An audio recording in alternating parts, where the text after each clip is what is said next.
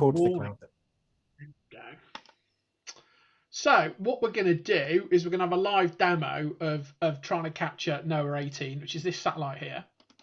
We'll have a quick look at it. It's going to do a relatively low pass over me. So that's what's called the polar plot. So the distance from here is from the horizon to overhead, and then obviously that's the direction. So it's going to start pretty low, but we should get some reasonable signal off it. And it's about 2 minutes from breaching the horizon. So we've got a bit of a mixture of software. So I've got a QFH antenna, of which I'll show you a picture later, that lives up a tree in my back garden with a bit of coax. I've got an SDR Play RSP1A SDR that's connected to SDR++ that I've got tuned by the satellite software. So this is gPredict, which does lots of interesting stuff, lets you track satellites. It also lets you tune your radio with Doppler correction. For APT, you can kind of get away without Doppler correction, but you'll get a better result at a lower signal level if you kind of just correct. So what this is doing is, as this approaches, it figures out what the right Doppler correction is and then sends it via rig control to here, and then the radio kind of tunes with it. So as it passes, the tuning will move across. So it just takes one little degree of freedom out. Originally, when Mark and I started doing this, we were hand tuning, which is just painful. And Mark was hand pointing a dipole as well. So yeah, Doppler tuning, good thing. So all we're really going to do is basically let gPredict handle the pass and the tuning. SDR++ is just going to sit there and capture our audio, and we'll see it here. And then we're going to pipe the audio down a virtual audio cable to something called WX2Image. So this is a really nice bit of software. It's quite old. People are kind of hacking it now because it's end of life to keep it running on things like Windows 10. And basically it takes the signal and turns it into a bunch of images for you. But it does some really nice stuff. So it'll do map overlays. It'll do what it calls enhancements. So you can kind of look at various views of the signal you get. And you get two channels. So if you look at the image we've got here, you get a kind of visible channel and you get a near infrared. Might well be, I think that's visible / near infrared, and then that's a pure infrared channel. And it mixes the two together in various combinations and applies a false color map, and it gives you a whole bunch of different types of image. So I'll just sort of show you the sorts of things you can have. So you can get a variety of images out. Can I just say, Good evening, Mark. I've also given him co-host, so he can Mark's here. Do whatever he needs to as well. Thank you, Shane. It takes that image and then it applies a false color to it. So we'll see what this pass does. And you'll see this should all run hands off at this point. So tuning is going to be done automatically. The signal will appear gently, and then in about 2 minutes, WX will start auto recording. And I think, as Mark discovered today, you can make this thing pretty hands off and completely hands free, and just leave WX up, leave your radio up, and it will just record all day. And I know there's a few people have some ambitions of making a kind of a bot that just sits there and dumps the latest weather satellite pics. We're not quite there yet, though. So you can start to see a little bit of signal appearing here. It's quite a characteristic signal. I'll just zoom in a bit. You'll see these little lines. Simon, are you going to play the audio of that signal? Just wondering. Do you want to hear it? It might be useful for 5-10 seconds or so, just so people are aware. It's dreadful, yeah. I'll wait till it comes up a bit and we'll play a bit. Fact. Yeah, probably not too loud, but yeah, it could be interesting. Yeah, I was just thinking about turning it down a touch. Hold on, let's turn it down because we haven't really got there yet. And let's play it to... just checking the pastimes as well here, so it's still too low. Should be another couple of minutes, probably, before it actually comes up enough. It's coming That'll be up now. 10 degree time is 55. Yeah. Well, WX is set to pick it up when it's 5 degrees over your horizon. I think I've got it set to. So you can see where it is here. It's at 4 at the moment. 5. So this will kick in a second. I've got kind of 3 issues that Mark doesn't get. So Mark goes portable, so he gets right out of the noise. I've got a lot of QSB, So anyway, around here, I've also got a whole bunch of adjacent signals. So if I zoom out, so this is 2 megahertz wide. There's this stuff that just lurks about. Actually, if we were on NOAA 19, which lives over here on 137.1, just off to the left is a bunch of airband data links that pops up and down every now and again. 18's not too bad. You get a reasonably good signal. But yeah, it'll start to come up. There you go, it's gone again. So this is my local issue. I get it when it's on the horizon, then I lose it for a couple, which I'm assuming is a large metal structure somewhere. There's a horizon effect. Does it refract over the horizon? Yeah, well, it will refract over the horizon, and then as the satellite gets a little bit above the horizon, you lose it again, and then it comes back in as you get a direct line of sight path. That's superb. I didn't know that. There you go. So WX is now kicked in. It will be noisy for the first inch and a bit, and then it'll come up when it gets to about here, I'd imagine. Just while Simon's talking there, interesting as well to know that this is filling up from the bottom up, and the software is usually clever enough to determine which way it was going, north to south, south to north, and flip that for you. So this is a northbound, is it? Yeah, it's northbound, yeah. I've never had it. So I think it's obviously started at the bottom. Yeah, it starts at the bottom. Yeah, so if you had a southbound path, it would start at the top and come down. And I think the software is obviously doing that live. Other software will rotate after recording, determining by the past details and whether it was southbound or northbound. But WX is pretty good. The issues you get when you get low signal, you get a whole bunch of desync. But we have a solution to that. We use another bit of software called NOAA Apt, which you can kind of resample your audio through. What we could also do, if you haven't got audio you can play, we could probably find something on YouTube just to. That's a good call. Yeah. And we'll probably get a better hearing of what it's like. Well, when we do the press rec, we can always play. This records all the audio files, so we've got the audio file as well, so we can kind of show you that after. There you go. Signals begin to come up now. You get a better view of it. You're looking for about 30 to 50 SNR, I would say, Simon, for a decent pass. You'll know when it's at that level. Below 25, you just get crud down here. Normally about 30, I start to get reasonable results. The 19, the line clock is sometimes. Sorry, the line clock in the spectrogram is very pronounced. I've never seen it before in a spectrogram, and that's really quite something. You mean just the intensity of those little? Well, I guess it's a carrier and then repeated. Yeah, it's those the light vertical dashes is the noise from the start of every line in the image. Ooh, is that a pager? Oof. What's that, Simon? Is that going to be a pager blast?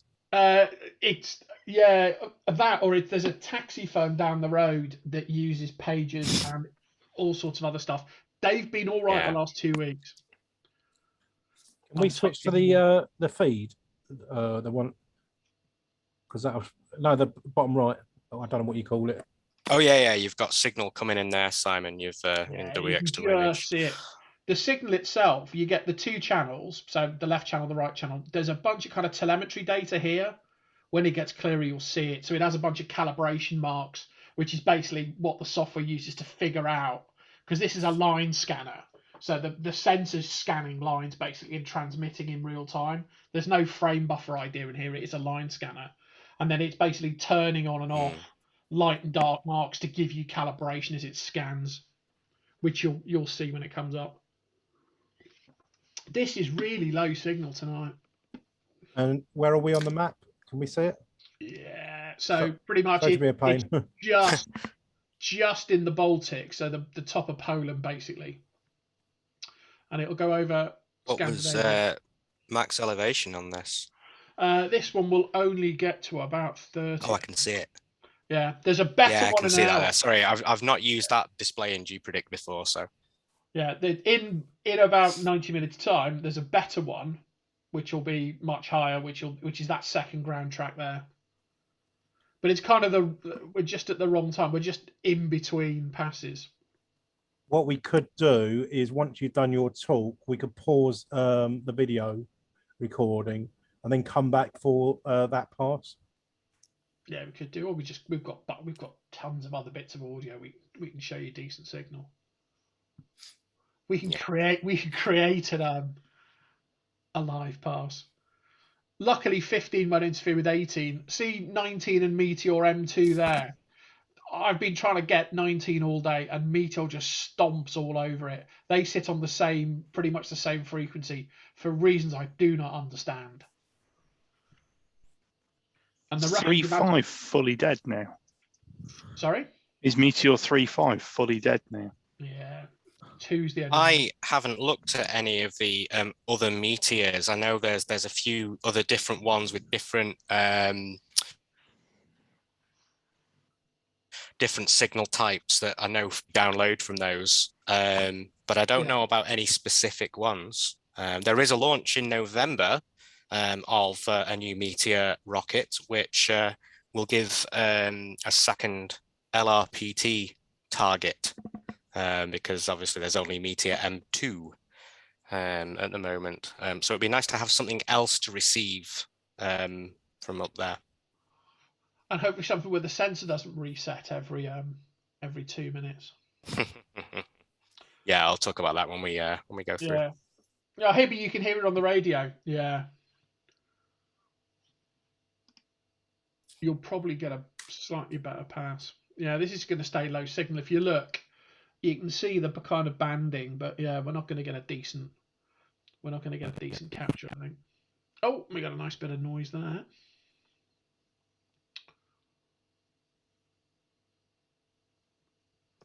See, 15, it's quite surprising because you'll see those peaks there 20, 25 over and think, oh, that must be a decent signal. Yeah. But as you can see, it doesn't really work out like that. Yeah, you need it. It's got to be the other side of 30, really. Now, knowing where I am, I'll actually get a nice bit. As it comes down, I'll actually get a good bit of signal here. For some reason, to the north, I get it really good at low elevation, and I've still never worked out why. So yeah, you can sort of see the calibration data here. But this is just going to be a noise fest. In fact, I don't even think it will process. Which is a bit sad. So yeah, it's just up now, just coming off the coast of Norway. Which is a shame, because if we had decent signal, you might even get a bit of Greenland in this one. You've had bits of Greenland, haven't you, Mark, in some of yours? I regularly get, well, nowadays, the whole of Greenland in my my Atlantic captures. I think it's pretty easy after it's been overhead over the UK. The next pass is always roughly straight down the middle of the Atlantic, and you can usually get a decent signal off that and see a great deal of Greenland and sometimes a bit of Canada as well. Yeah, I've had a smidgen of Nova Scotia. Just that, it's just cut that corner, and I've seen that bit. But that's it. I think that's the best we're going to get. Yeah, so we've got a reasonable band there, which kind of shows you some of it. But I've got some other images. There is some cloud definition there, certainly. Yeah. But also some power line noise or streetlight noise, maybe. Yeah, the IR's clearer than the visible, but then it's dark now, so this one's normally not so good at this time. And is that a sensor? That's a sensor switch, isn't it? That's a sensor restart. I didn't think we'd get that. I thought that would have already passed this evening. Well, the Terminator's sort of so yeah. So that's got into what's called that's in nighttime mode because it was dark, and then just here, it's gone into daytime mode, which is why it's gone darker.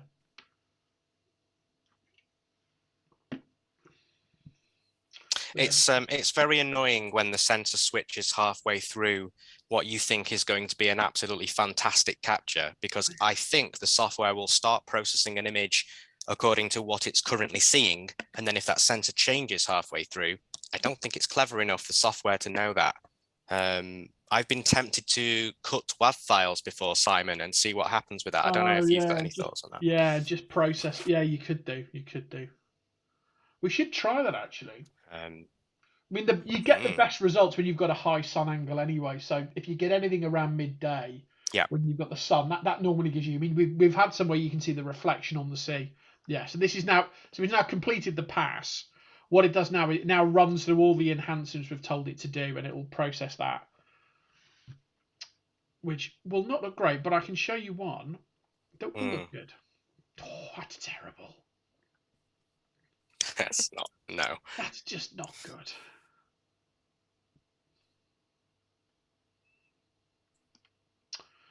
Yeah, no, I think we can call that a failure. However, in the greatest traditions of Blue Peter, here's one I prepared earlier. So this is Noah 19. This was from yesterday evening. So again, you can see the two channels. Can I turn?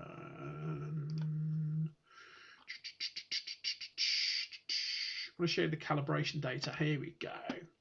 So that's the calibration data that you get. So as it line scans, it's kind of it's got kind of a set of sync lines. So that's how it gets the horizontal sync. And then it's kind of obviously got some sort of timer, so it knows roughly how it's progressing through the pass. So that's how it's figuring out how many lines it's scanned. So you get that. And then there's various enhancements you can get. So you can get everything from, in fact, I will show you the actual images. Let's go to images. So there's a couple of types of things you can do. You can basically have what they call pristine. So pristine is almost raw. It's effectively the two signals as raw as you like. And, it's reasonably good quality. It'll then do a map overlay. So it uses that telemetry data to figure out where you were. So it knows the orbital elements. It knows where it was on the pass and what time it was. And in fact, if you move through the image when you're in WX, it will tell you what the elevation was and what the time was, which is really quite handy. It'll overlay a map for you, and then it'll start to do image enhancements. So this one, it does a false color map. It colors in the land basically and mixes the two channels together to give you a view of cloud cover. You see a bit of noise up the top. You can also make it pull out rain. So it looks at the two sensors, and when it sees a particular mix, it goes, well, that will be rain. And it will bring those out. And when you get storms, you get the kind of very dark areas that you can see. It also do a kind of thermal image. So this one's sea temperature. So it basically blanks the land out, looks at the thermal image, so the IR image, and figures out what the sea temperature was. And then it will do a thermal one, which is with the land as well. So you get a kind of view of what level of heat was. That's air temperature, Simon. Yeah. Yeah. Rather than sea I couldn't remember what specifically it was, whether it was that air temperature or not. Yeah. The sea temperature one is definitely not, and then the air temperature one is different. I don't know how it works that out from the data it's got though, but we'll leave that for another day. You can also do lots of map projections. So if you're a map projection geek, that's just the standard projection that comes out of it. You can use Mercator and all sorts of whizzy things. So if you want to composite images together, you can get kind of a view of a globe. And Mark, you've done a few of those, haven't you? I have, yeah. I'm not sure what the best way to share those is. Perhaps I can share my screen later. And I've got a couple of composites somewhere that I might have to see. Yeah. So that was kind of it. As a bit of a demo. Sadly, it didn't quite go to plan, but there you go. We'll try the other pass later. Should we do the presentation, or has anyone got any questions?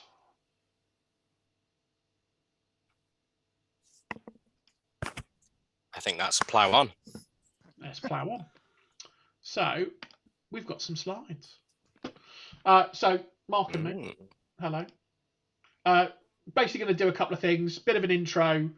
How do you get started? And kind of the more interesting bit, how do you get better at this stuff? Why are we doing this, Mark? It's a very good question.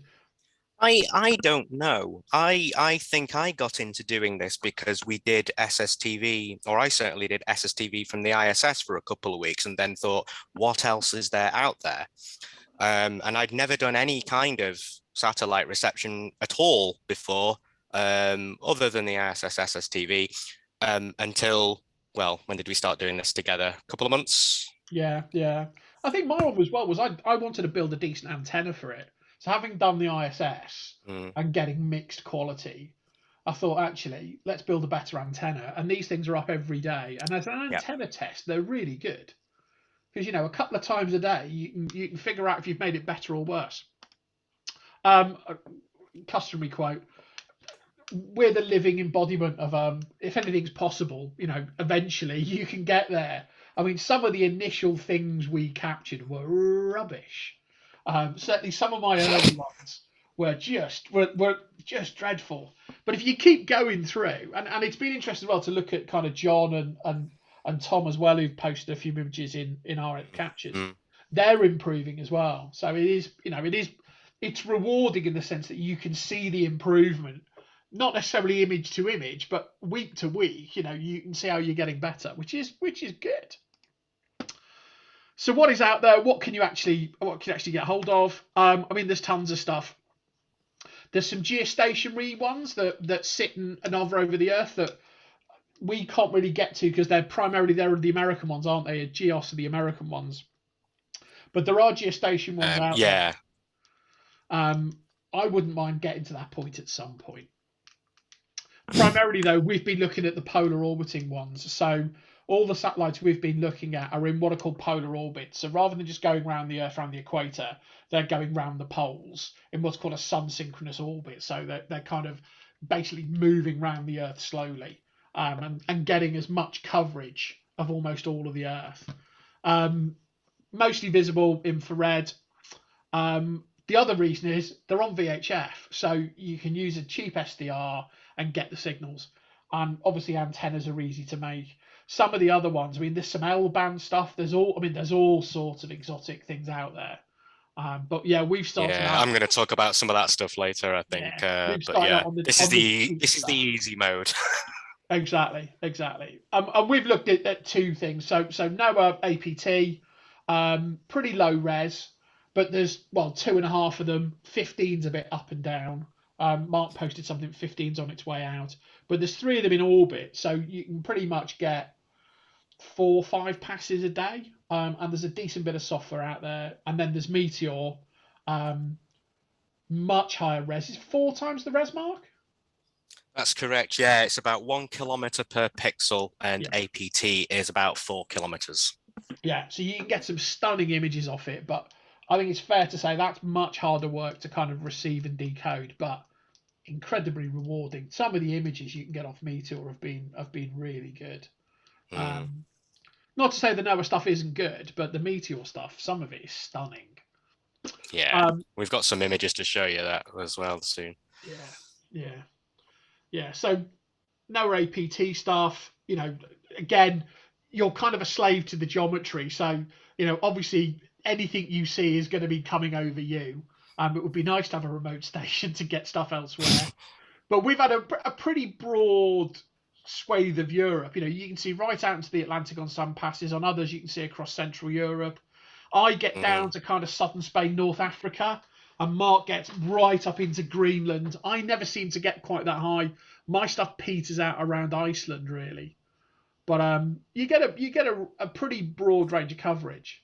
And then the software itself is the really nice bit about APT. You get all those different visualizations. That's its core strength. The resolution isn't great. But you can make out a fair bit of detail.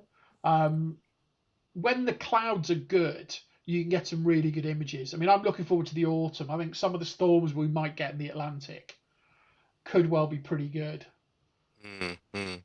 Are we doing questions during the talk? We have a question from Paul. I'm not sure whether we want to take that now. Online SDRs. I don't see why it wouldn't work. However, I think you might get some issues with drift. Certainly when I've tried to do weather faxes from web SDRs, there was an awful lot of squiggly lines. And I think It's just because of how you're doing that. But that will be a really interesting test.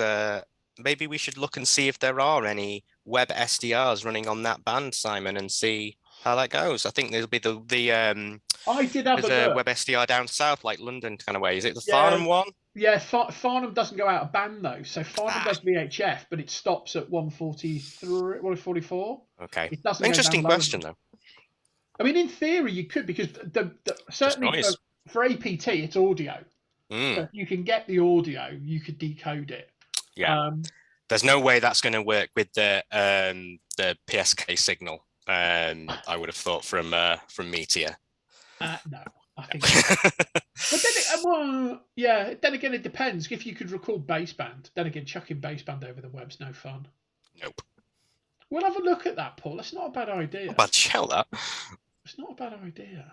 I don't know. I've never looked at Kiwi SDR. I don't know how much control you get, because certainly things like Farnham SDR, it's very locked down in terms of what you're allowed to do. So I don't think it's impossible. I don't think it's impossible. Again, some of the visualizations we've seen. So that's the sea temperature one. Occasionally, that's really interesting. Like, you can clearly see the med's warmer than all the rest of this. And I had a good one, which I can't find. There was one the other day when the heat wave was on in Spain. Spain was just this bright amber color, and everything else was kind of green. And you're like, oh, heat wave. So yeah, there's a lot of decent imagery out there.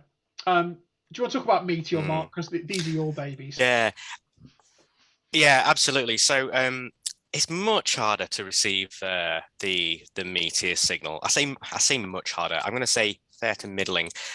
If you have a decent setup for APT, you should be okay for LRPT. The difference is it's a much wider bandwidth signal, and as somebody had to explain to me the other week, I think it may have been Paul or Tom, it's similar power over a wider bandwidth, so there's a much lower power density. Your signal to noise when receiving this is QPSK, four-phased signal, and you'll get about 20 SNR on the waterfall. Doesn't quite translate into 20 SNR when the file is processed for reasons that I don't know, but I think are due to the digitalness of the data. So you're looking for about 20 SNR, and you can get that fairly easily with an overhead pass. The lower passes off to the sides, left and right, probably about 10, 11, and those will decode, but obviously the higher the better. The drop off though, certainly, if you lose half of your APT signal, it's going to be really, really awful. Clearly the benefit of the digital signal here, much like in other applications like TV or radio, you can decode it down to a fair old low level, but once you've lost it, you've really lost it. And you can see potentially here, Simon, just on that left-hand image there, if you could just check out one of the yellow bars there where we've lost a channel. Yeah. Thank you, that's perfect. So that line there, there's a 3-channel satellites, and obviously they all get merged together. And if there's a channel missing because your SNR dropped a little bit too low, for example, that's how that will show up there with a loss of data. You can also have full losses of data as well, and those will just show up as big black lines. But these black lines here that you can see, interesting thing about the Meteor M2 satellite, which is what these are from, there is a bug in the satellite and it reboots every 6 minutes. And I don't know why that's the case. The imager, the sensor, fills up with data and then reboots. And unfortunately, those black bars usually tend to appear right over the UK or your area of interest. I actually did have a friend the other day who was on our other Discord. He lives in Iceland, and he had been trying to image the North Pole for a very long time. Ooh. Finally got a pass that went over there. Would you believe it? The reboot happened literally right over the North Pole, and he lost that area completely. No way of knowing when it's going to happen, unfortunately, but you can obviously use Photoshop and things like that to edit those images and clone them out, which I think is what happened on this right-hand image here, which is quite honestly the best Meteor image I think I've seen. That shot in the middle there of the UK and Ireland, that's actually one of my captures. That's a crop from a much larger image. And of course, the beauty of this resolution is that you can zoom in on those areas of interest and really get some very, very good detail on those shots. Yeah, I was going to say that the shadow of the clouds, and there was the one John did the other day where the sun, because of the angle of the sun, the sun on the Mediterranean, absolutely amazing. Yeah. One other thing to note as well here, you'll see you've got a different color palette across all of these, much like the APT. There are enhancements, and usually it's a case of which order you put the channels on. But you can adjust the palette as well. So this left one here is pulling out all of the icy cold areas in the air, and it's coloring those blue specifically. These other two images are much more natural looking. But it's not RGB, is it? There's 3 individual sensors, aren't there? Yeah, I mean, there's a maximum of 5 sensors on Meteor, and I think there's a maximum of 5 sensors on APT. And depending on the time of day and which sensor will work better, it will make different merges. If you have those individual channels, you kind of then, of course, make your own. But usually the software is good enough at giving you a couple of different options. I usually take one with the ice and one with the more natural land color. And decide which of the 2 of those that I really like. But it has to be, and I think the extra work is worth it, though, isn't it, for the image quality? I think so. One of the things I really want to do is to try and get a very, very good capture and have one of these printed out on some sort of photo paper and have a big poster and perhaps give that away as a present to someone that I'm thinking about right now. We'll move on to talking about the other images that are available from other satellites, the really high quality later on. But something I like about especially the middle one, you can almost see the height of the clouds. Absolutely, the shadows. That's amazing quality. Yeah, it's superb for that reason, isn't it? And I know lots of people over the summer, certainly. Guys over on the sort of other weather satellite Discord, they've been doing a lot of work over the summer to zoom in on wildfire areas and have a look at how some of those cloud plumes are coming out and where those are going, and you can see how 3D they look.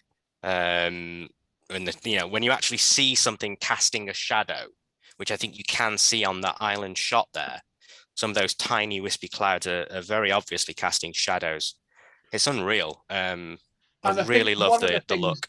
Yeah, one of the things we want to try and catch as well is catch it tumbling. So every now and again they lose control of it, and you get kind of an edge-on shot. And it happened the other day, but we didn't get there in time. I think they re-established control, hadn't they? Which was a bit. Yeah, but you might get half of space and half of the Earth, and just get the actual curvature of the Earth as the satellite is just ever so slightly off axis.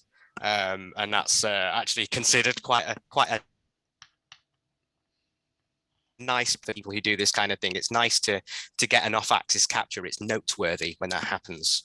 It's like stamp collecting. It's the errors that are sure. Yeah, absolutely. Yeah. I think we could probably well, Paul, as the current chair of the Edinburgh Skeptics, we can certainly talk about that later. So I think that's probably enough on images. Yeah. So starting out, what do you need to get? We can move on to talking about how you guys can do this. Yeah. So basically you need 3 things: antenna, receiver, and some software. Doesn't get any simpler. I think you're talking about this one, Mark, aren't you? I can't remember. So I mean, in terms of antennas, we've got.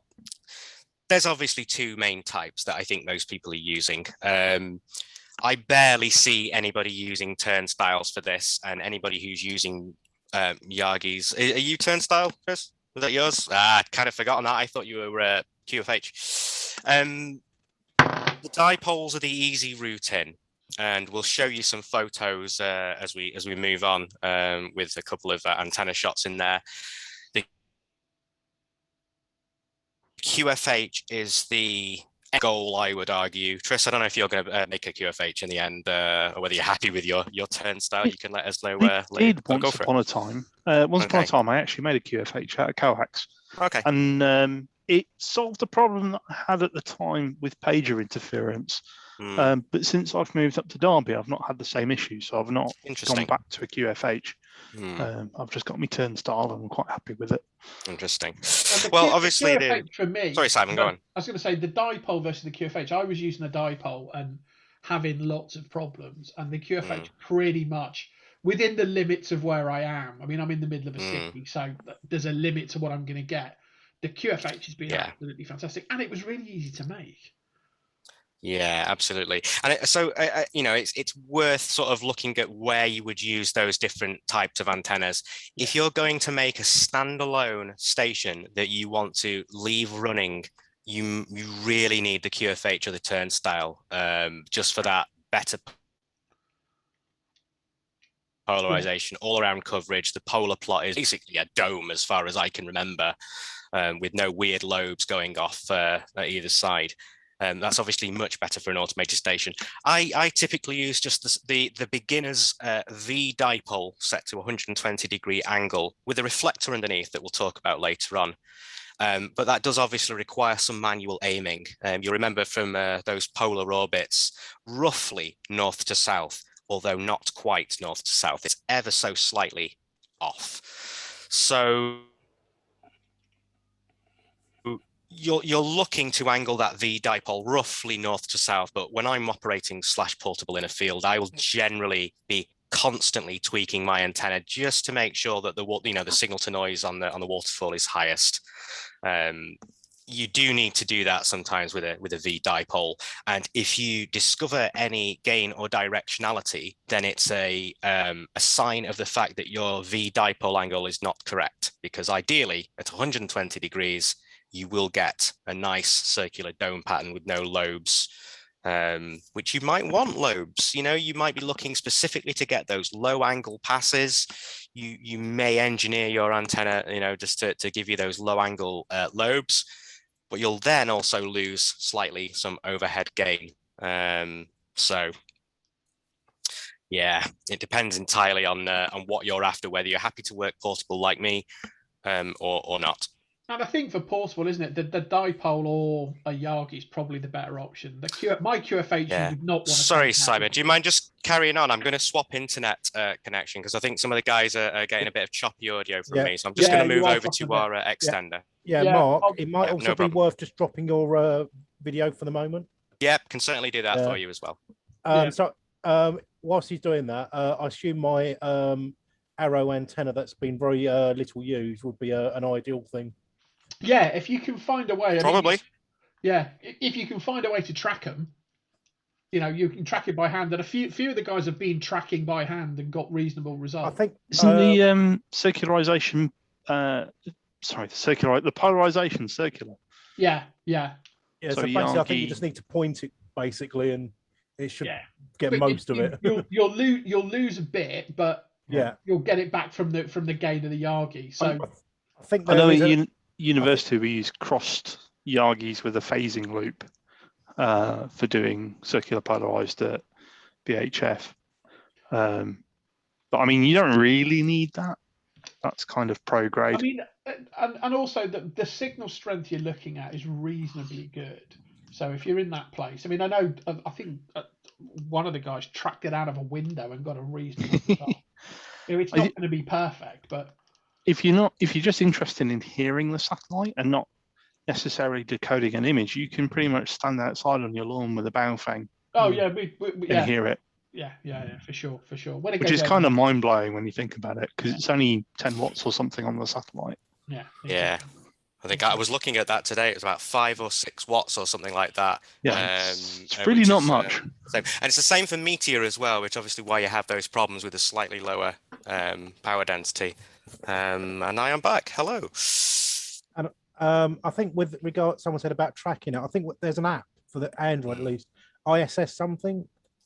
I've used the ISS tracker, and it fastened me phone onto the boom, and you just you just follow the satellite. Yeah, I think it's called ISS Detector, but it does lots of amateur satellites as well. Yeah. So probably not much. Take over the talk. No, you're not a problem. No. probably not much more to say about antennas. We'll show some photos later on, but very, very obviously briefly, dipole if you just want to start out with a taster and then move on to a QFH or a turnstile if you feel so the need. Receivers, well, I tried to do this at first on a handheld FM radio until figuring out that the signal was actually wider than the 25 kilohertz bandwidth that you're available there. I have since learned that WX2 Image does have a mode for processing with narrow bandwidth for people who have done captures in this way.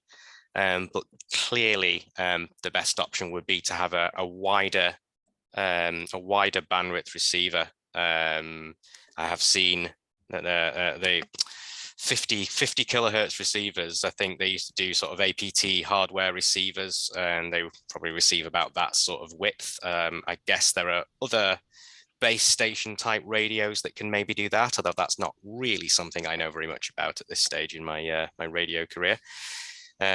So for the vast majority of people, it's going to be SDR dongles, SDR radios, and specifically RTL SDR dongles, which are the cheap dongles, which I'm sure we're all, I think, familiar with.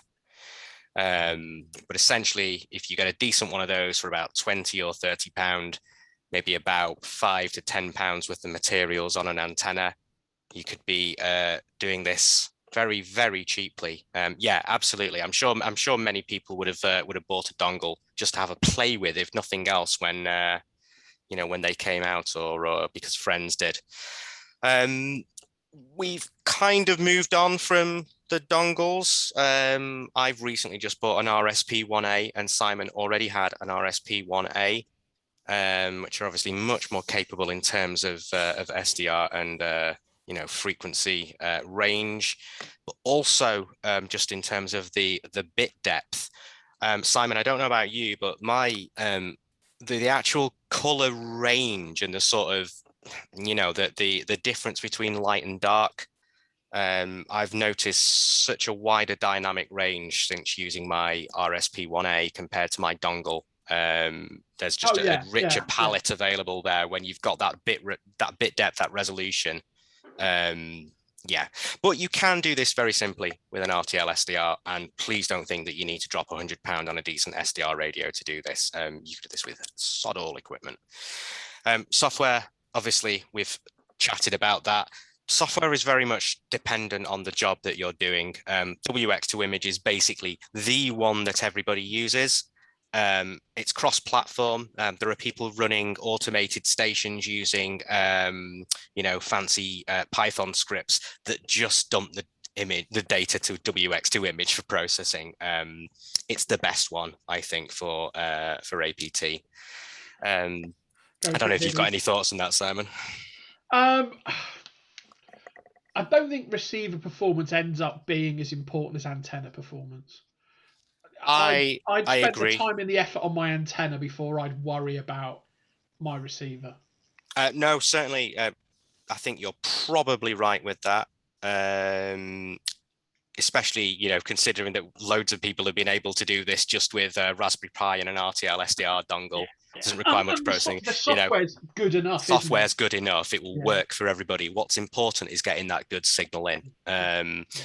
So we'll show you some photos. I'm not really sure there's much more to talk about software. There are other things out there, aren't there? This is the thing. We've used things like NOAA app to resample apt captures that have gone wrong. It's nice to have another path available just in case. Although it turns out, once you get your workflow right, a lot of those things go away. So a lot of the workarounds we were having to do, actually, if you get better antenna performance, sort out, Mark is +2 cursed when it comes to SDR. But I've been struggling with software. Of those problems, the software actually is pretty good. Slide antennas. Yes. Now, I think, should we start with the V dipole, just because that's the beginning one, and that's my photo in the middle there. So that's top of Craiglock Hill for anyone who knows Edinburgh. It's about 200 meters up, and that was the best day for low angle passes I've ever had. You can see, I don't know if are you able to zoom in on that at all, Simon, just with some way, only because you can barely see the reflector there, and I thought it might be useful to just zoom in if possible. Don't worry if you can't though. So you can see the very top element there. That's just a standard V dipole. Those legs are bent forward about 120 degrees. I try and get it bang on by getting a protractor or something like that, an image of a protractor on my my phone and measuring that.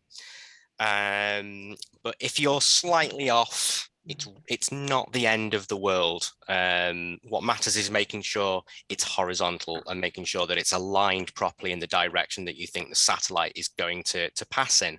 I see what you're doing there. Ghetto way of doing it. I love that. Or just chuck it in the chat later. We can absolutely. We can put some pictures in the chat later. But the reason I wanted to bring this up was just to very quickly talk about whether or not you might want to add reflectors to that V dipole.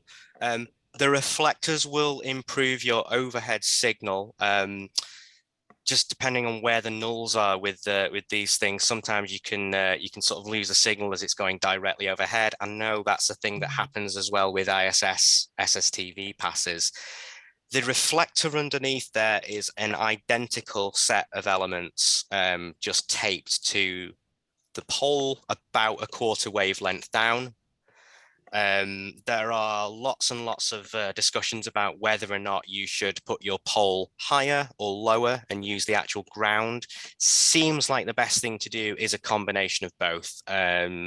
Put the antenna some amount of wavelengths above the ground, and make sure you have some pair of reflectors underneath, although I do know people that will go for a full ring of reflectors, and I have also seen somebody put just some metal underneath as well, non-specific pizza tray metal type thing underneath.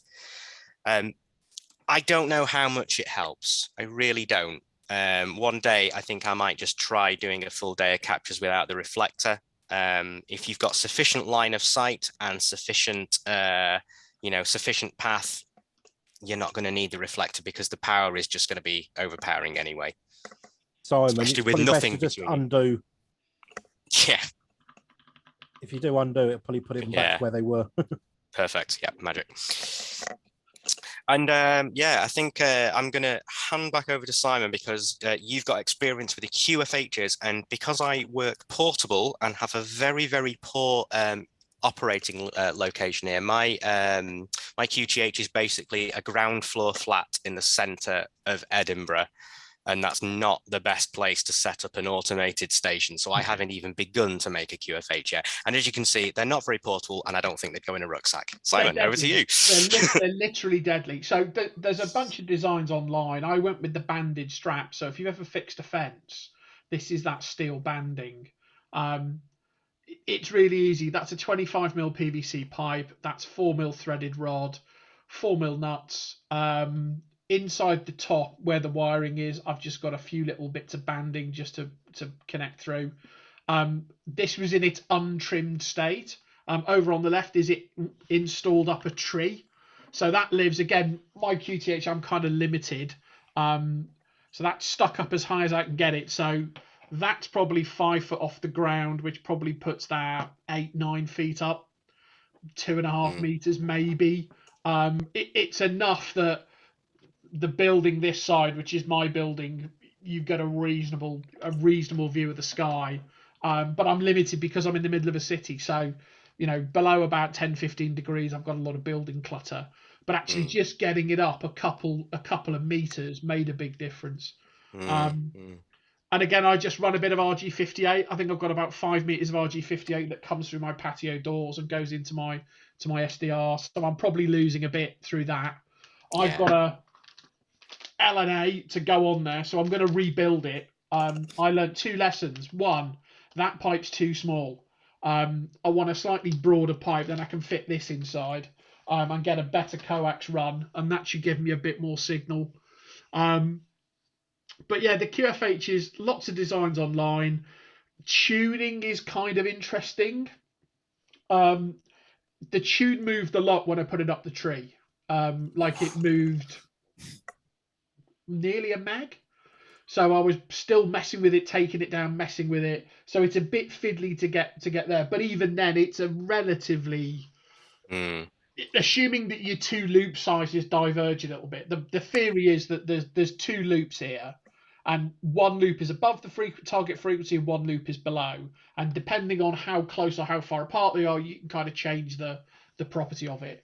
If you make some sensible choices, the tuning isn't that critical. Yeah, by far the biggest advantage though is that it can have that whole sky coverage, no rotating, no aiming, and the polarization is going to be sweet as well. Obviously, I mean, otherwise you as a satellite is tumbling. Obviously, you're gonna have slight changes of polarization there. And so something like my V dipole, I sometimes have to physically tilt over some amount of degrees, which you can do when you have a handheld antenna like that. I get really, really good signals. Simon occasionally gets slightly dodgy signals, but doesn't have to stand in the middle of a field. Yeah. So QRM kills me. So if I am having a bad QRM day, my signal just drops. You do have to get the right hand or left hand right on this, because having it wrong is lots of dBs. It's a huge loss. Yeah. But mine is pretty much driven by my QTH at this point. I think I've got all the performance I can get where I am. What I do want to do though, I've got a little 3D printer running at the moment, building bits to make a Yagi. I'm going to try a Yagi and see if I can do a portable setup and get out of this noise. That's the place I'd go with this. But QFH is easy to make. Simon, have a go with a Lindenbolt. They were developed for aircraft, and they actually have more gain above the horizon than on the horizon. So you might get better QRM performance by sacrificing sort of performance at low elevation. We'll talk about that later. Okay. Yeah. I don't think we have any other antenna images because genuinely, I think these are the best two ways of doing it. Chris, obviously later on, if you want to talk more about turnstiles, you can do. I'm going to take it in. Lad, right? Yes, that's the one. Yes, yeah. I'm going to take it incredibly personally that you're not promoting a turnstile.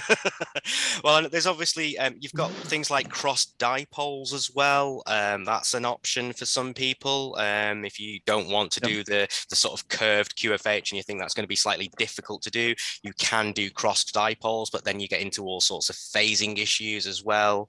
Not that you don't with a QFH, but it seems a little bit easier with the QFH. I think if you're doing portable, you could potentially do a portable cross dipole setup. Yeah, because some sort of screw-in elements maybe. Yeah, or, with a phasing loop, and just get back that a cross polarization loss that you've got between circular and linearly polarized. Indeed. So back here. Indeed. We've sort of talked about a bit of this, haven't we? We have. Tape measures. Good shout from Paul there. Always popular. We have sort of talked about this. I mean, the dipoles are, absolutely easy to make.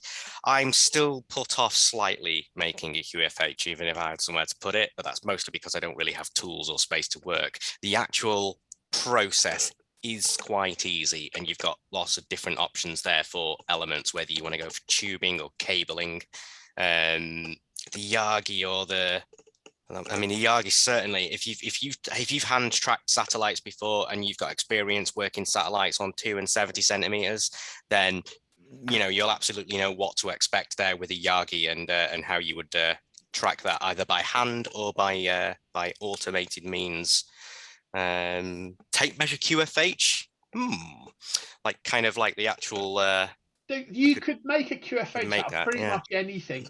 Your issue with tape measure is going to be getting it to bend the right way. It's the beauty of that banding is it naturally wants to go round. Your tape measure is going to want to stay straight, so you've got to find a way to get it because it wraps in a spiral. Yeah, I saw something the other day. Somebody had got a big yoga ball and made a QFH antenna out of taping wire on the outside of a yoga ball, or it was a large balloon type thing. So, you know, you've got the frame there to make the curve how you need it. But clearly the material needs to bend. I did think about getting a bit of gas pipe, because I've got loads of that sticky aluminium tape. You could almost get a bit of gas pipe and go cardboard tube. The problem with gas pipe is it's usually got a metallic conductor in it for detection and tracing. But more as a former, and you use your tape. Yeah. But you can actually use the gas pipe as part of the structure of the antenna because of that metallic component inside the plastic pipe. Use that for a bass speaker in the back of your car, trust me. Those were the days. Oh dear. I don't know too much about Moxons at all for this kind of work, I must say. So I've got no thoughts there on that, to be honest. You get a bit of directionality, but again, you've got the cross polarization loss. That's the issue. Yeah, that's your problem there. Better kit, of course. I would like to know perhaps what the next step is for someone like us, Simon, if there is a next step. You know, once we've got a fairly decent SDR that has, you know, decent sort of bit depth and resolution, really after that, I don't really think there's much more gains to get from the radio side of things. One of the topics on there, Mark, at my at my current club in Witton, they did have a satellite tracking setup. Right. And that was pretty nifty, you know, tracking the ISS or something.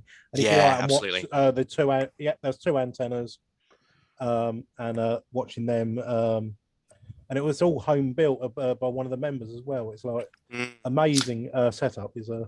Yeah, I mean, you've got a lot of cheap ideas that people have been working on in terms of DIY rotators and trackers and things like that. Is it Satnogs? I forget what it's called. Yeah, Satnogs. That's obviously quite popular as well, isn't there? Which is a cheap. Yeah. I believe there's also, I think I might have put the link on the end of here, LibraSpace as well is quite a popular forum, and there are people talking about all sorts of open source ways of opening up access to space. So yeah, I'm not sure whether I'll go down this road. I think I'd like to at some point, but I can't see myself going down the automated route, certainly. But hand tracking, I mean, you know, we've met people from the other Discord that do hand tracking of sort of gigahertz signals, you know, and I'm not sure whether you need to be slightly more accurate as the frequency goes up, but I'm a little bit scared of doing it. But I have been told there is quite a lot of play either side. When you're tracking, you're not going to lose the signal to such an extent just by being slightly off it. And I think that's just down to the nature of the transmit antenna. And that, you know, it's not a highly directional antenna on the satellite, so perhaps that makes it easier. Yeah, you also said you're on another Discord. Maybe ask about the online stuff on them and see if we get any results. And what for capturing over the web? Capturing over the web. That could be interesting asking on there. Yeah, certainly. So we'll show you the link for later for this, but there is a Discord which, despite being called RTL SDR, is very much catered towards weather satellites of all different types, and we'll talk about what's possible very, very shortly. Can I just say that for those that are watching later, we'll also put the any links in the pub chat and the satellites group. We can put things anywhere, wherever you'd like us to put them. We'll pin them so people can find them. So yeah, fantastic. So going portable, obviously, as we've talked about, I leave my house and walk 10 minutes and go to the local park. I have barely any buildings above about 8 or 9 degrees elevation because I tried to measure it. So that's really, really nice. And obviously away from all the RFI as well. Those pages. Yeah, the pages are the most important thing to avoid. And, you know, anyone who's ever ventured up to do any summits on the air on 2 meters will know instantly what I'm talking about. Simon and I think John as well, we've just bought low noise amplifiers with integrated bandpass filters. I tried to make a bandpass filter DIY, which some of you may have seen in the Discord over the past few weeks. It wasn't great. but it proved the concept. But just trying to ditch that intermod from the pages on 153, those are going to be the most annoying thing that you will get while trying to do this. I haven't really had any kind of FM breakthrough or anything like that. If you live near a station, you may do, but the pages on 153 megahertz will completely and utterly destroy your captures if you're doing Meteor, because the digital data just gets clobbered. If you're doing APT, the noise will obviously induce extra artifacts in your images, but you might still get most of the signal behind it. There's a place I like to operate occasionally when I can get someone to drive me there, and we used to go there with a club years ago, and you will get pager breakthrough because the pager transmitter is like a mile away. There's one thing you can do. It doesn't quite work with LRPT depending on how you're recording your baseband, but one thing you can obviously do is the offset tuning for APT, which I've been doing over the past few days, and I haven't had any issue with pager breakthrough. I can see them firing off on the waterfall about 500 kilohertz away, but just you can, when you drag your tuner in your SDR, and you'll see all of your intermod products coming in. In effect, what you can do is you can drop that intermod somewhere else where you don't want it, and then set your filter where you do want it. So you've got a lot bit of play there to avoid it, but certainly a bandpass filter is probably the best way to go. We'll very briefly talk about what the future paths are. So you've got a few different types of satellite here. You've got the polar orbit, and you've got the geostationary. Sadly, there are not really any geostationary satellites that we can pick up from Europe. Now that's just because of positioning and what each space agency, I guess, has decided to do. There are some geostationary satellites that you can get a key from the European weather agencies. I don't quite know how that works, but I have got someone I know who's doing it that I know at the moment. So the next stage, if you're not able to do geostationary from this part of the world, would be to look at the higher bandwidth signals in higher frequency bands from the same polar satellites that we've been looking at now. Excellent. We'll talk about that later. LRPT is what I do from the Meteor satellites, what we do from the Meteor satellites, sorry. We've also got HRPT, and that's basically low rate picture transmission, high rate picture transmission. The resolution of HRPT is the same as LRPT, but the images aren't compressed as much on the way down. And it's that the JPEG sort of compression that's being done on the satellite that sort of dictates the resolution there. So those are from the polar satellites. I'm looking at some sort of helical antenna, or possibly a Wi-Fi 2.4 gig dish antenna, which can be modified just by slightly extending the boom out to work on the L band, which is about 1.6 to 1.8 gigs, which is where a lot of this stuff sits. As I said, though, you will need a rotor, presumably, or a steady hand to track some of these satellites as they go overhead. It's not just the same as setting up an antenna and just waiting for the signal to pop in. These are very high bandwidth signals on the order of between about 5 and 20 megs, depending on what satellite and what product you're downloading. Some of the satellites even go up as high as sort of 50 megasamples. You will also need a lot of disk space for this because of that. So if you are going to get into doing something like that, you'll need a lot of space for baseband recordings and the products thereof. Geostationary satellites that do full disk images, like the one you can see on the right-hand side there, it is not uncommon for an image like that to be 450 megabytes as a JPEG. And the resolution of that will be somewhere on the region of about 25,000 by 25,000 pixels. And obviously, once you're working with that kind of data, you can start doing lovely crops, which I think I might have on the next few pages, Simon. Yeah, so you've got the English Channel there on the south coast of the UK. Sorry, I thought I was muted, but you thought you were muted. That's amazing. No, I like the excitement. And I'm not quite sure what that is or where that is on the right-hand side. But these are basically the next step up from HRPT, which is LRIT and HRIT, low rate image transmission, high rate image transmission. They're just different variations of digital image coding and resolutions, etc. But they all work on similar ways, a few different channels, a few different sort of wavelengths, and then shotgunned together. With these being digital signals, though, a lot of it is packetized data. So it's not uncommon to download things like text bulletins, and engineering data, and that kind of thing, and just news as well. They're more sophisticated satellites. Yeah, they're not absolutely. Just line scanners just spewing data. A lot of them send out weather faxes, the same weather faxes that you'll get on HF, but they're being sent in pristine quality. It's the source image effectively. A lot of these satellites will work on a schedule, so every so often they will downlink certain types of data. But this is far away from anything that we're doing. I've seen a few people in America and in Eastern Europe that do this kind of thing and basically have a few dishes erected, 2-3 meter dishes, to talk to some of these geostationary satellites and working up frequencies up to about 10-11 gigahertz. I can't remember what X-band is. I don't know if anybody knows off the top of your head, but I think it's about 11 gig, isn't it? It'll be in the gigahertz bands. Sorry, Tris, I missed that. 10 and a half. 10 and a half, yeah, something like that.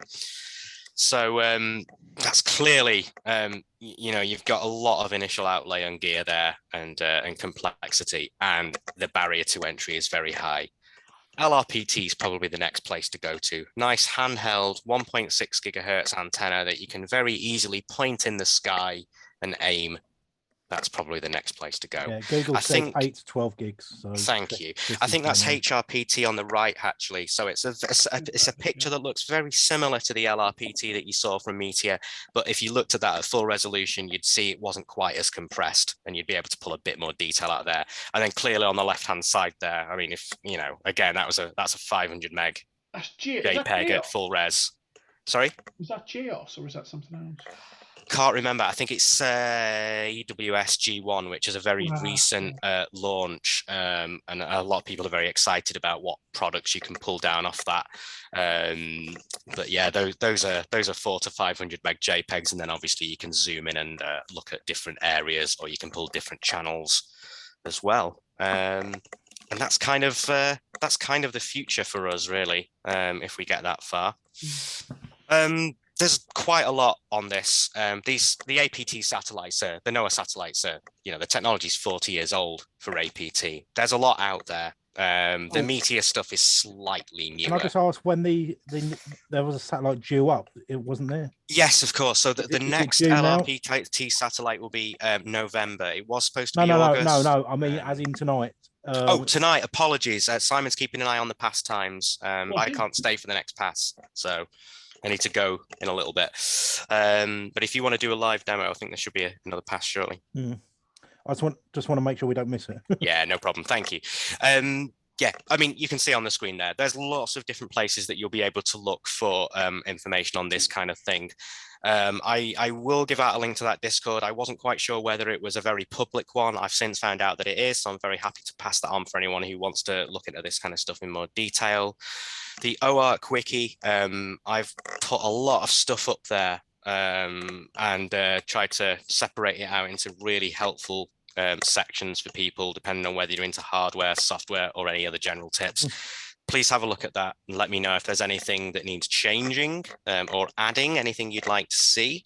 But we didn't want to reinvent the wheel because there's already too much about this out there already.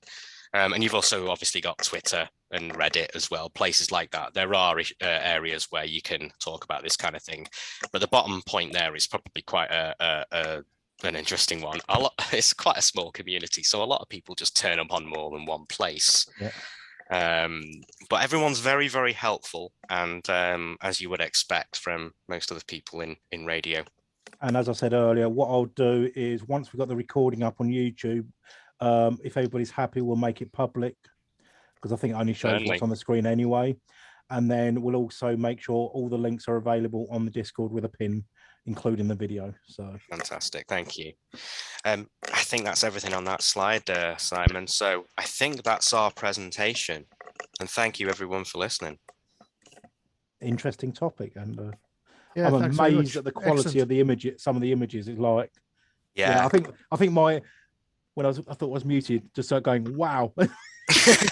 I mean, I punched the air the first time I managed to pull down one of those meteor shots. I mean, use that one I did the other day, which isn't in this, isn't in the presentation, but I'll pop it in the channel for anyone who hadn't seen it. Like, you know, that me and John were all after that same pass. I can't quite remember. I think you messed it up. John did really well, and I got a completely error-free capture from top to bottom, which I've never had before. And the first time that happened, I just jumped up and punched the air in the same way that I did when I first did an ISS SSTV capture, and there was people around. Oh, people, that's a good point. You do this /portable, you will get a lot of people talking to you and asking you what you're doing. And they love it. Little kids love seeing images from space. Let's just say that.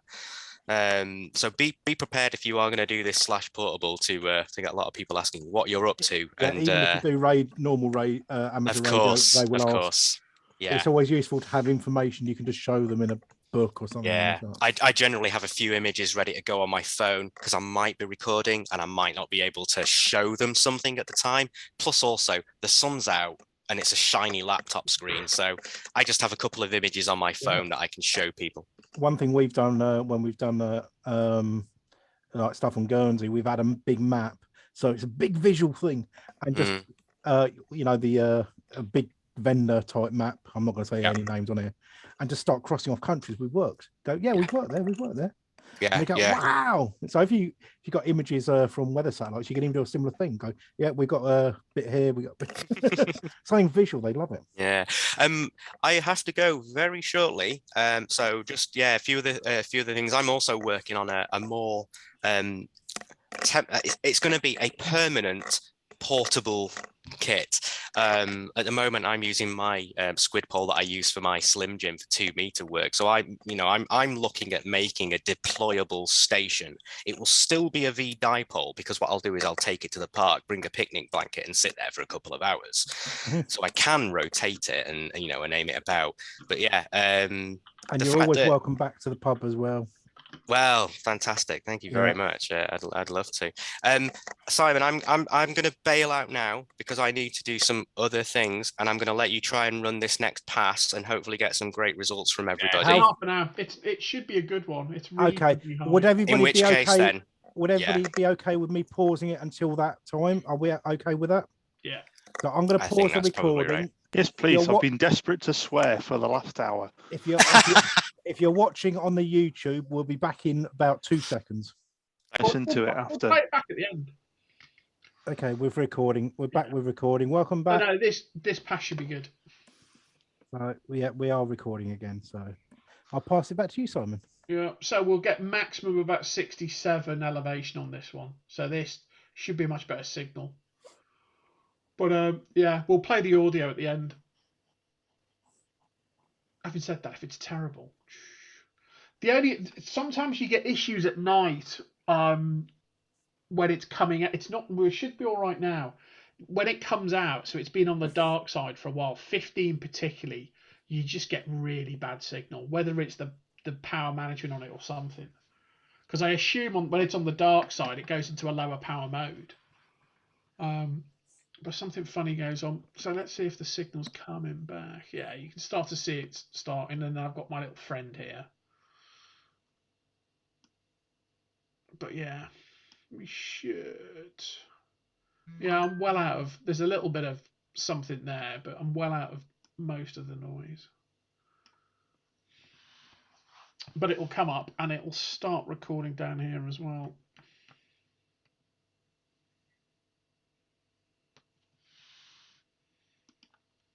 But I'm amazed WX to IMG still works, because it's, as far as I know, it's out of support now.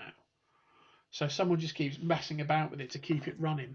I can say when I was using it, this was 20 years ago.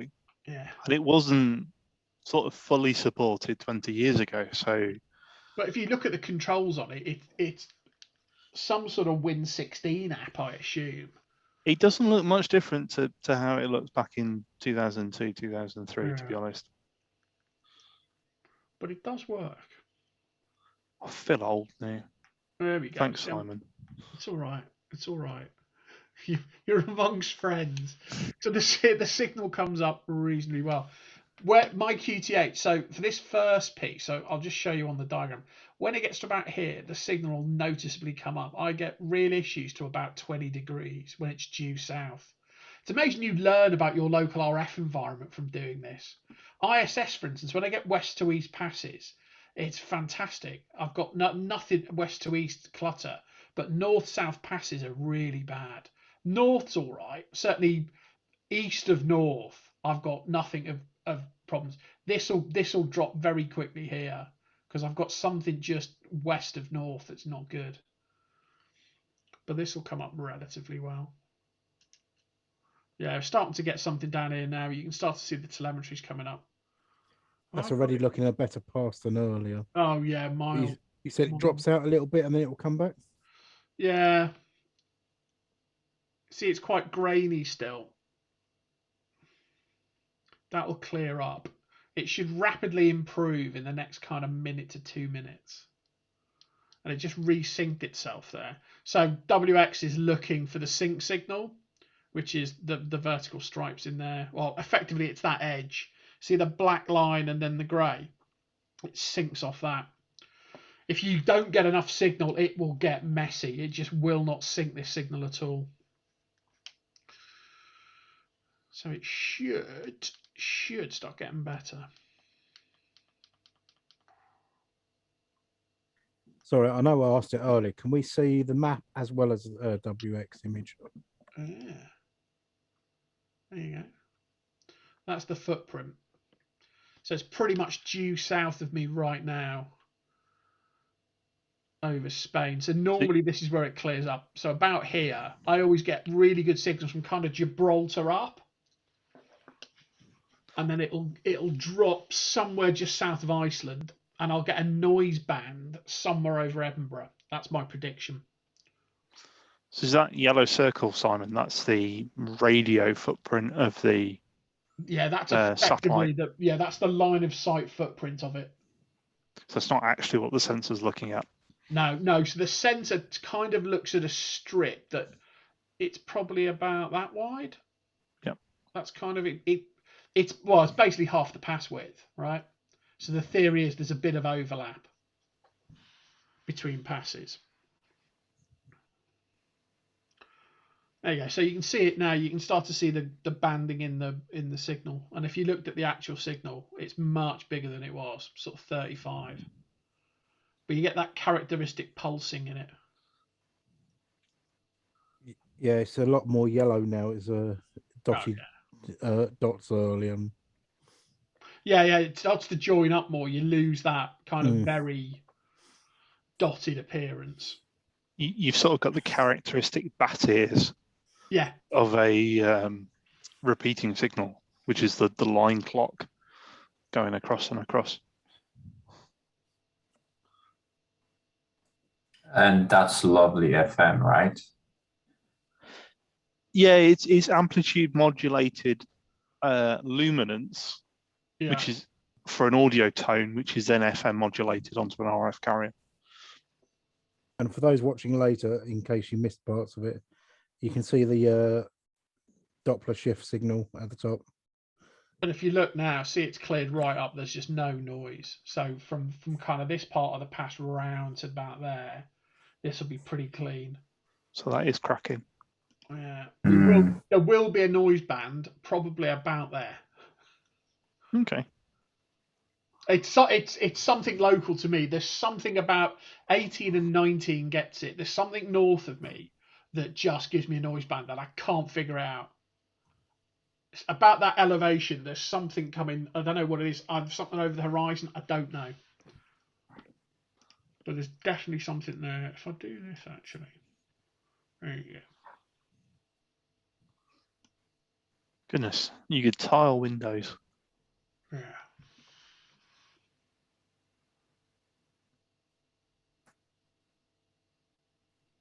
Actually, that's not bad. It's 40 now. That's pretty good. One thing we could even do is, if we get a good result out of this, make the video image preview the resulting image. Yeah, we can do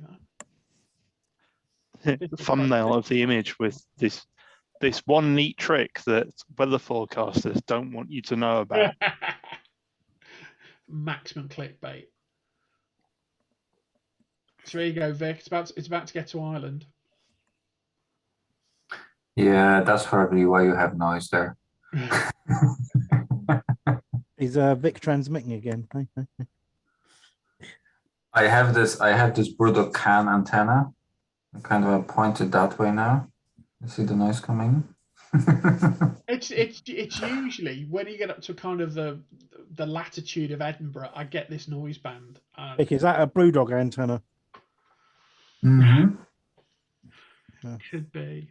So we've got like 8.9 to 9.3. That's a good 40k, isn't it? Oh yeah. I got it set to 42. Yep. What I've set it to. That seems to be the sweet spot. You go much wider, you don't get much more, and if you narrower, you can really see it. I have a problem with my Brewdog. I've run out. Oh, that's never good. Simon, this software that tracks the satellite movement, is that live or is that data fed from somewhere or just a prediction? So GPredict reads what are called TLEs, the line elements. So the various space agencies publish the orbital elements, and then this runs the software that does the orbital mechanics to put it on a map. It's pretty well-known maths. Is that what I know as Kelperian elements or something? Yes. Kelperian, yes. Yeah. I think I sadly, a long time ago, when I did my aeronautical engineering degree, used to be able to do the maths behind this, but now I know I could, maybe. But I did at one point know how to take those elements and give you an orbital prediction. My sadistic lecturers at university made us do it by hand. Yeah, no, that was our exam basically. But one of the 6 questions was, here's the 6 lines, crack on. Can you remember how to use a Kalman filter to refine your orbital elements? Don't say Kalman filter. Those watching on YouTube, and please feel free to comment below. And there's the noise. Okay. See the glitch there? It's actually not bad because it's just a little desync. Sometimes it's quite a long piece of, but if you look, just as we got to the altitude of Edinburgh, of the elevation of Edinburgh, don't know what it is, but I always get it. Is it RF reflecting off planes going in and out of Bristol? You wouldn't. But it's always the same elevation. And they're to the south of me. But you can correct it, right? Must be something to do with those nefarious people in Wales. Well, it's I don't know what it is, but it's about the same position every time, and I mean that's quite a good one. It's probably worth asking on your Discord group. Post the image. You know what? It may actually come. People on YouTube watching this, please let us know what it is. What is it? What? Do the maths. You can see where this is from. Figure it out. Well, this is a pretty good one. We'll start to get a bit more noise now. This will fade out somewhere. Yeah, here we are. It'll fade out about there, which will be probably just south of Iceland. So, are you going to be able to sort of do the WX processing on this? Oh, it'll process all of that. It'll chop to about the middle of Spain and run to just north of Scotland. So it'll probably chop about there and there. In fact, you can see Spain there. And it will do it automatically? Oh, it's magic. What you'll watch. I mean, I'll show you moving the map as well. So usually the map's out a little bit, but you'll see when that gets to 100%, it will then process, and I'll show you the process. Also, the signal that's coming in, it's not as yellow as it pronounced as it was earlier. Yeah. So it is definitely getting weaker. You can see the noise in it now. Yeah. You can definitely see it's getting weaker. Yeah, I mean, we're down at 20. It's marginal at 20. In fact, we're in the spot I said we'd lose it. We tend to lose it about 20 degrees. So you get it on that them 3 circles between the second and the inner circle. You get it good. Yeah, probably the usable signal's probably about here. So about 20 south and maybe probably about 23, 24 north. Mm-hmm. So that's the good segment. If it's east to west, it's much better. I've got much better cutoff. I'll probably get to about 10 degrees east-west. If you've got QRM in your environment and you're playing with the radiation pattern of your antennas, you really end up sort of trading your low elevation performance against rejecting QRM on or around the horizon. Yeah. So you can get, better performance for satellites that are overhead, but you're going to lose a lot of the performance around the horizon. I'd like to build a phase array and steer some nulls, because I'd like a null sort of here and one here, and that would really help.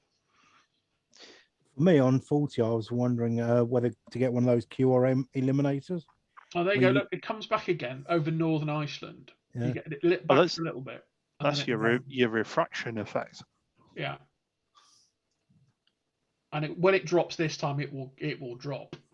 Where are we now? We're at 15. Yeah, below 10, I'll get nothing. But there's a little bit there I get. It's a very good way to test your antenna. This because it's an analog signal. You can really see where you're good and bad. But it'll process that glitch out. It will resync when it processes. So this. Yeah, that's what I was asking. Is it going to correct the errors? If you get enough of them, Vic, it will fail completely. And I just bin those passes, but that will buff right out. But there is a way to rescue it if you get a lot of desync. You can basically sample that line start signal with the sort of long high, low high, low high, low high, low high. That barcode band that you've got at the start of the stripe. Yeah. Does make it really easy. Yeah. For the software, it's a nice feature. I know it's going to drop right out, and I think the sensor just switched mode, so it's now moving into daylight because it's up in the Arctic, and that's the mode switch there. So if I remember correctly, it's in daytime it's visible and far infrared, and then in nighttime it's near infrared and far infrared. So it's now running through all the processing, and because it's nighttime, it can only do certain of the enhancements. But what you can do now is if you can check if the map's in the right spot, which when it's finished, it's just finishing off. That is magic. So we can now look and see if we've got the land in the right spot. So I'm looking for a reference point. Basically, Spain's always good. Oh, the problem is at night it's difficult. Looking for a better landscape I can match it to.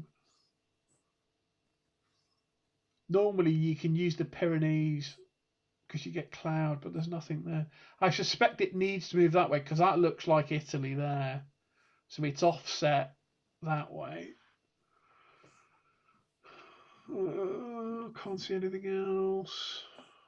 Oh, I'm having flashbacks to looking at synthetic aperture radar images. Oh no, this is previous lives, isn't it? So it's definitely not aligned, but there is the ability to move the map overlay. So effectively, you click a point and then move it, and it will move the overlay. The problem is I need an edge. I need a good edge. I mean, it's definitely shifted up that way. Jimmy can undo it anyway. Could you show us any? Well, I'll just give it a go. So we're going to click there, and we're going to say that point should be there. And then what you do is you then say reprocess. So you tell it to auto process. And it'll then reprocess with all of that stuff. So people wanted to hear the noise. Do you want to hear the audio as well? We get that now? Yeah. Do it. Yeah, I'll play the audio. I miss that sweet ticker noise. So I'll actually play this. I'll play the noise of this one. So basically, it stores everything as an audio file. They're all WAV files that are timestamped. So. Just in case it's loud, I'm going to give a quick warning. You might want to adjust your volumes. Oh, it's all right because I'll fire this up in VLC. Yeah, this will go somewhere else initially anyway. I lied. Yeah, that's what I was telling people about. Oh, there you go. So that tick. Oh, you're singing the song of my people. that sort of interference that we're getting on the repeater here sometimes. Maybe could we remix this into a dance tune? I mean, it's a bit slow for my tastes, but we could definitely give it a bash. Yeah, something in null sector next to EMF. With some lasers and yeah, there's a bit of noise. You can hear the noise on it. Mm-hmm. Can you just nudge it up a little bit? Just a little, not that much. Yeah. But you can hear the noise in there as well. You can really hear those bands on the side of the image, the calibration marks and the clock synchronization marks. I think I'm told that when people started doing this originally, before they had sort of personal computers and so forth that could assist with demodulating these images, they were doing it with oscilloscopes and then just taking a Polaroid picture of the oscilloscope to store the image. Oh, I can believe it. So this is what it's actually captured. And Simon, even if we don't do other images, can we make sure they go in the perhaps the pub chat or both? Everything goes into RX captures anyway, but yeah, we'll pull it across. No, I just think as we got it through the pub for that, just if we can upload all the images. Hold on, I'll just turn that down a bit. See there, Vic, you can see it's offset. Mm-hmm. So the sea temperature one's quite good. It can kind of figure out where the sea should be. So I was a little bit south, but I'm not far off. And then you get the thermal one as well.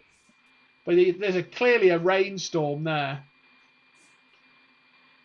There were some lightnings here today. I was sitting in the car doing the 2 meters net, and I was like, "Ooh, I better go home now." Well, that's the storm. So there's a storm that rolled through and kind of went up here, and I think that's the tail of it there. Actually, no, Simon, we'll put them in RX, but we can pin for the pub meet. Yeah. Okay. Yeah. So there you go. Yeah. That's a capture. Cool. I'll pin anything that's. Oh my God, they've still got that dialogue box. Oh yeah. Oh, the whole it's like the 1950s. It's like the early noughties all over again. Yeah. Okay, so are we going to call it there for the recording? Yeah, I think so. Okay, so if you're watching on YouTube, thank you for watching, and we're going to go back to swear mode. So have a good night. You are more than welcome to join us on a pub meet, first Friday, third Saturday, or our Discord. Please do. This is me being slightly professional. I'm now going to finish getting drunk. Good night.